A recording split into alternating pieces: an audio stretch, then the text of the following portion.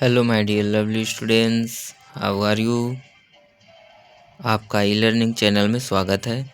और आज हम सबसे महत्वपूर्ण सीरीज का बहुत ही महत्वपूर्ण प्रश्नों को हम पढ़ेंगे। अध्याय 4 का कक्षा 7वीं और विषय विज्ञान का। ठीक है, अध्याय 4 है आपका अम्ल, क्षारक और लवण।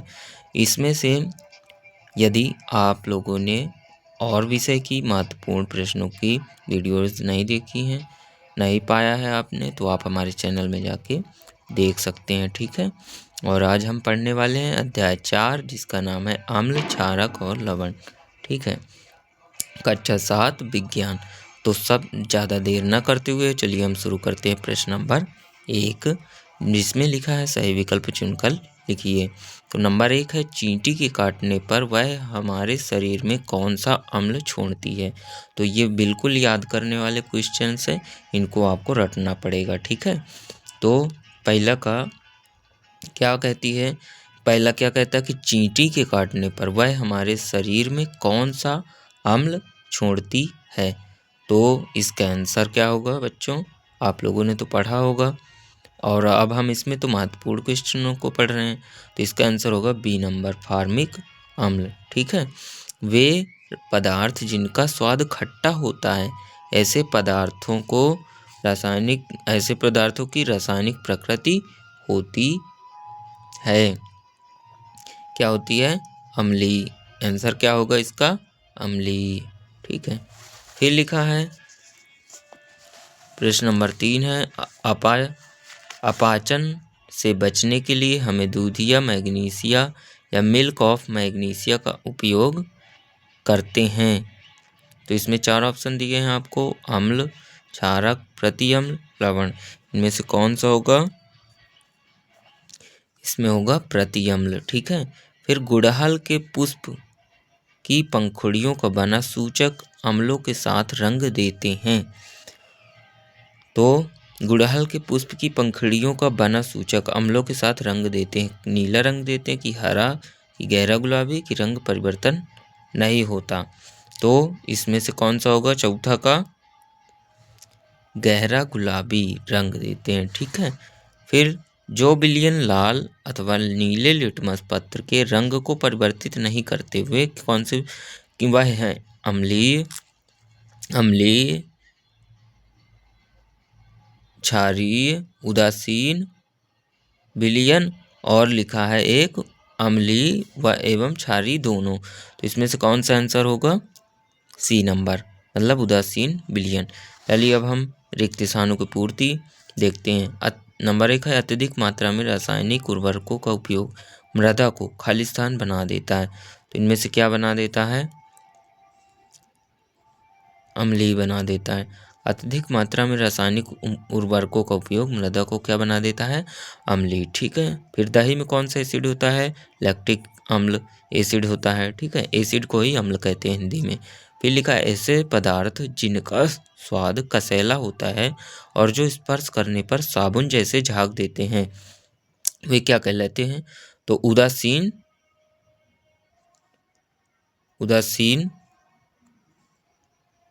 नहीं सॉरी, इसमें लिखा, अच्छा ये तीसरा नंबर हम देखेंगे। आसुत जल की प्रकृति होती है। आसुत जल की प्रकृति कैसी होती है? उदासीन होती है। ठीक है, फिर ऐसे पदार्थ जिनका स्वाद कसैला होता है और जो स्पर्श करने पर साबुन जैसे लगते हैं कहलाते हैं क्या? क्षारक। फिर लिखा है अम्ल और क्षारक एक दूसरे को उदासीन करके खालिस्तान बनाते हैं। क्या बनाते हैं? लवण व जल। ठीक है, ये हो गया आपका रिक्त स्थान। तो हम जल्दी में सभी क्वेश्चन देखेंगे। ठीक है, प्रश्न नंबर अति लघु उत्तरीय प्रश्न अब देखेंगे हम, जो 2-2 नंबर के आपके इसमें आ सकते हैं पेपर में। ठीक है, प्रश्न नंबर 2 है सिरका और पालक में कौन से अम्ल पाए जाते हैं। तो सिरका में एसिटिक अम्ल तथा पालक में ऑक्सैलिक अम्ल पाया जाता है। अब देखिए जो 3 लेसन है आपका अध्याय 3, इसमें आपको सभी याद ही करने पड़ेंगे, कोई समझने लायक क्वेश्चन है नहीं। आपको सभी का सभी क्या करने पड़ेंगे? याद करने पड़ेंगे। तो जैसा लिखा है आप वैसा याद कर सकते हो, रट सकते हो। ठीक है, प्रश्न नंबर 2 है, एक बार और देखते हैं, सिरका और पालक में कौन से अम्ल पाए जाते हैं? तो सिरका में एसिटिक अम्ल पाया जाता है और पालक में ऑक्सैलिक अम्ल पाया जाता है। ठीक है। फिर प्रश्न नंबर 3 है, यदि मृदा क्षारकी हो तो इसमें क्या मिलाया जाए इससे मृदा में अम्ल निर्मुक्त हो जाए? तो यदि मृदा क्या है, क्षारकीय हो, तो इसमें क्या मिलाया जाए कि इससे मृदा में अम्ल निर्मुक्त हो जाए? तो उत्तर लिखेंगे, यदि मृदा क्षारकीय हो तो इसमें जैव पदार्थ मिलाए जाते हैं, जो पदार्थ कंपोस्ट खाद मृदा में अम्ल नियुक्ति करते हैं, जो मृदा की क्षारकीय प्रकृति को उदासीन करते हैं। ठीक है, ये हो गया थर्ड नंबर। आगे लिखा है प्रश्न नंबर 4, नीले लिटमस पत्र को 1 विलियन में डुबोया गया, यह नीला ही रहता है, लिटमस पत्र में कोई रंग परिवर्तन न होने का क्या कारण है? तो उत्तर लिखेंगे, जब नीले लिटमस पत्र को 1 विलियन में डुबोया गया जिससे लिटमस पत्र नीले रंग में कोई परिवर्तन ना हो, तब ऐसे विलियन को उदासीन या क्षारीय विलियन कहते हैं। कौन सा विलियन कहते हैं? ऐसे विलियन को उदासीन या फिर क्षारीय विलियन कहते हैं। प्रश्न नंबर 5 लिखा है हुआ है, कपड़ों पर लगे हल्दी के दाग को साबुन से धोने पर वह लाल हो जाता है, कारण स्पष्ट रूप में लिखिए। ठीक है, तो उत्तर लिखेंगे, क्योंकि साबुन का घोल क्षारकीय होता है। ठीक है, और हल्दी में करक्यूमिन नामक रसायन होता है जो क्षारीय घोल में लाल हो जाता है। ठीक है, फिर लिखेंगे 6वां नंबर है, सूचक से आप क्या समझते हैं? 2 प्राकृतिक सूचकों के नाम लिखिए। तो अम्लीय या क्षारकीय पदार्थों के परीक्षण के लिए विशेष प्रकार के पदार्थों का उपयोग किया जाता है। अम्लीय या क्षारकीय पदार्थों के परीक्षण के लिए विशेष प्रकार के पदार्थों का उपयोग किया जाता है, जिन्हें सूचक कहते हैं। ठीक है, अब लघु उत्तरी प्रश्न 3-3 नंबर के आ सकते हैं, इसको देखते हैं। प्रश्न नंबर 7 है, कारखानों के अपशिष्ट को जलाशयों में प्रवाहित करने से पहले उदासीन न किया जाए तो इसका प्रकृति पर क्या प्रभाव पड़ेगा?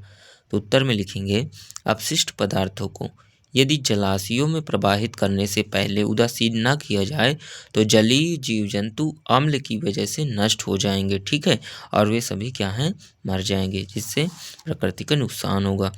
प्रश्न नंबर 8 लिखा है, अम्लीय विलयन से हल्का गुलाबी रंग का विलयन कैसे प्राप्त करेंगे? तो अम्लीय विलयन में ड्रॉपर की सहायता से सोडियम हाइड्रोक्साइड क्षार की कुछ बूंदें डालकर धीरे धीरे हिलाने पर विलयन का रंग हल्का गुलाबी हो जाता है तथा हमें गुलाबी रंग का विलयन प्राप्त होता है।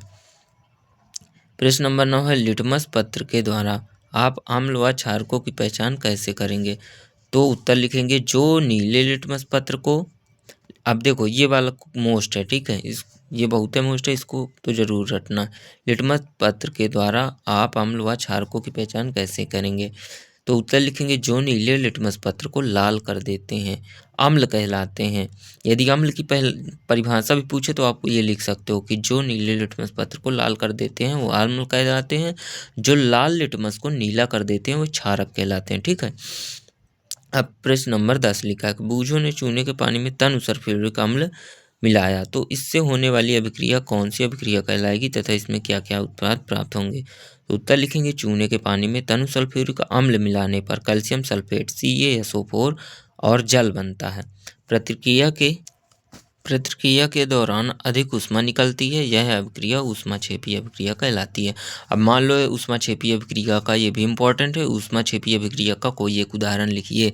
तो आपको ये लिख देना है, इसको रट लेना है। ऊष्माक्षेपीय अभिक्रिया का एक उदाहरण CaOH का होल ट्वाइस और प्लस तनु H2SO4 is equal to CaSO4 plus 2H2O plus ऊष्मा। ठीक है, इसको आपको ऊष्माक्षेपीय अभिक्रिया का एक उदाहरण में याद करना है। ये पूरा क्वेश्चन नहीं आएगा इस तरह, लेकिन ऊष्माक्षेपीय अभिक्रिया का उदाहरण लिखिए आएगा। ठीक है, निम्न तालिका को पूर्ण कीजिए। क्षारक का नाम किस में पाया जाता है?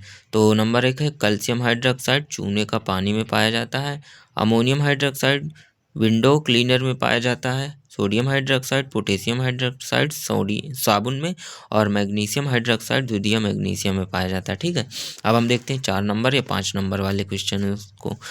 दीर्घ उत्तरी प्रश्न लिखा है, प्रश्न नंबर 12 में है, अम्लीय वर्षा से आप क्या समझते हैं, ये भी बहुत इंपॉर्टेंट है, ठीक है।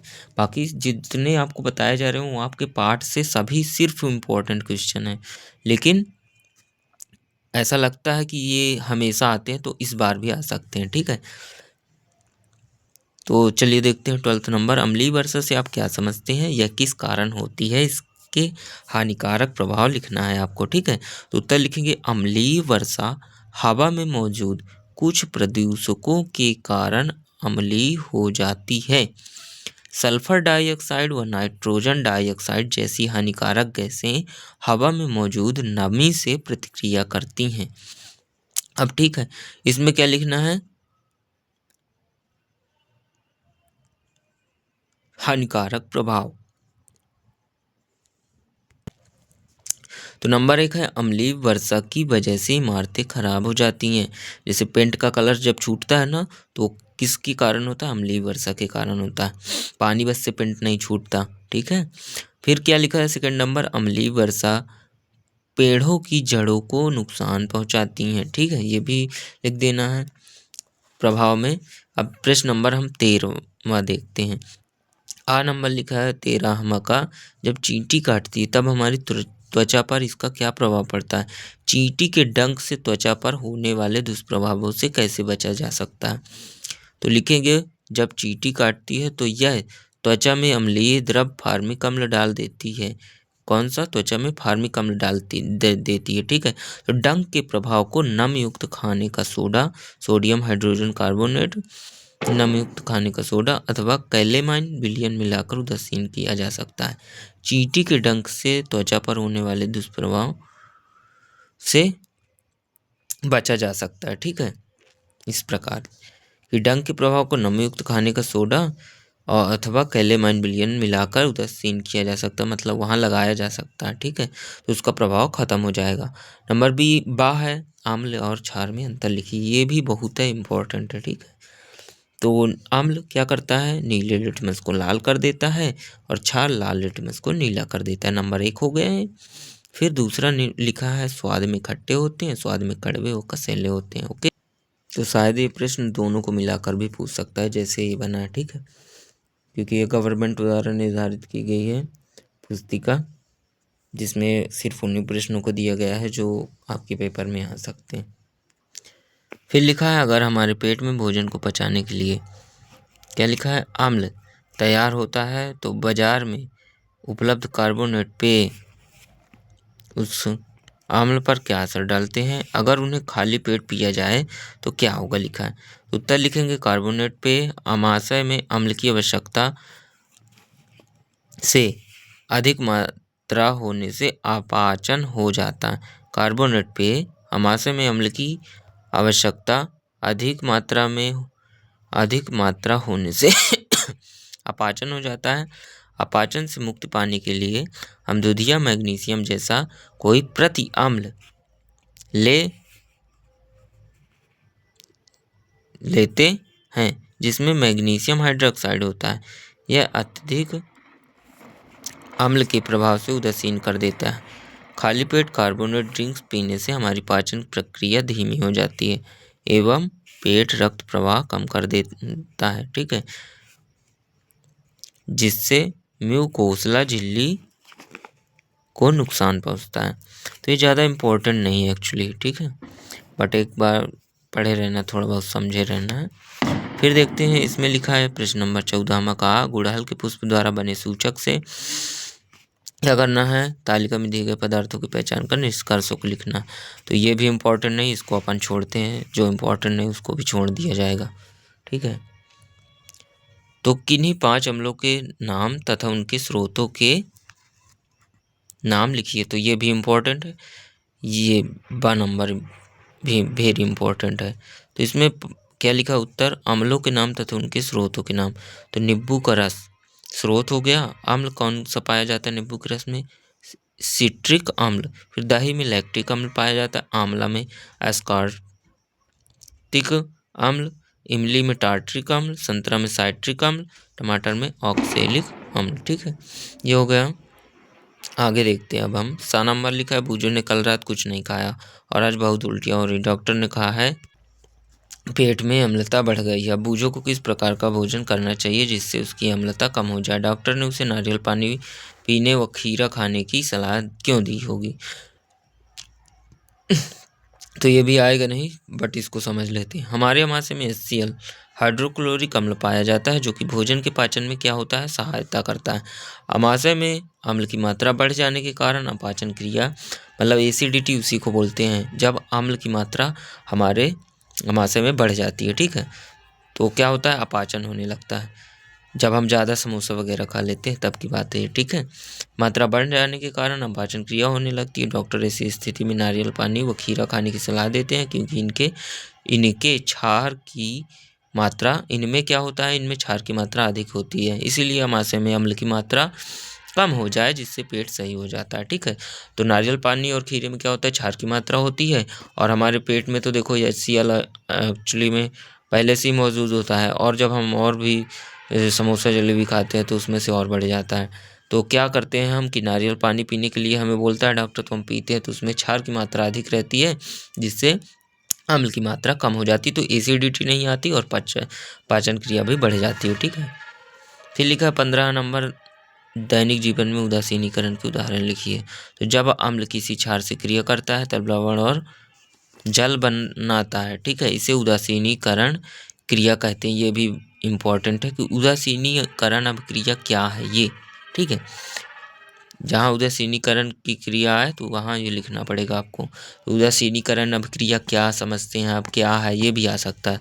इसको एक बार और देखते हैं। जब अम्ल किसी क्षार से क्रिया करता है तब लवण और जल बनता है, इसे उदासीनीकरण अभिक्रिया कहते हैं। दैनिक जीवन में उदासीनीकरण के उदाहरण अपाचन, चींटी का डंक, मृदा उपचार, कारखानों का अपशिष्ट आदि का निराकरण किया जाता है, ठीक है।